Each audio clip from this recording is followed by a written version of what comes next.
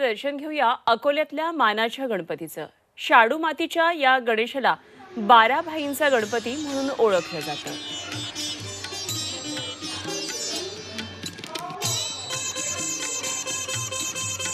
लोकमान्य टिळकांनी सुरू केलेल्या गणेशोत्सवामागे राष्ट्रीय एकात्मतेची भावना होती।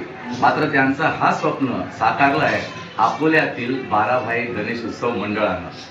1883च्या पूर्वी 12 विविध जातींच्या लोकांना एकत्रित करून दिवंगत भगवाननाथ इंगळे द्वारा हा मंडळ स्थापन करण्यात आलं होतं आणि याला नाव देण्यात आलं होतं 12 भाई गणेश उत्सव मंडळ। पेशवाकालीन श्री गणेशाची मूर्ती काळ्या मातीपासून तयार करण्यात आली आहे। ती मूर्ती ठाकूर समाजाचे ओंकार मोरे द्वारा तयार करण्यात आली होती।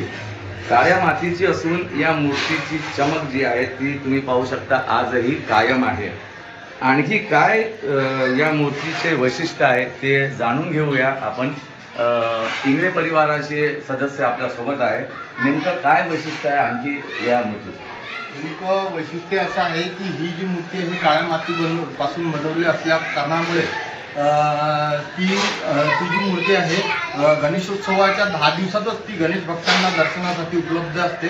वर्षभर ती मूर्ती जी आहे ती झाकलेल्या स्वरूपाची राहते आणि सर्व सण उत्सव त्या झाकलेल्या स्वरूपातच आम्ही साजरे करत असतो। लोकमान्य टिळकांनी जो स्वप्न पाहिलं होतं ते पूर्ण केलं आहे अकोल्यातील 12 भाई गणेश उत्सव मंडळाने। जय जगत, झी मीडिया, अकोला।